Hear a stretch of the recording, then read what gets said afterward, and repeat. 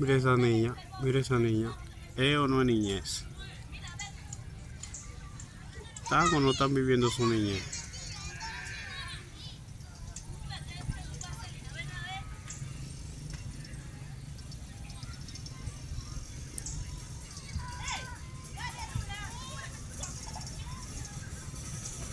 En la película la vemos precioso, en la novela, pero cuando lo tenemos no lo valoramos. Lo que tenemos. Cuando lo vemos en una película, decimos, ay, pero qué paisaje, qué bonito vive. Pero cuando lo tenemos no lo valoramos. Esto es vida.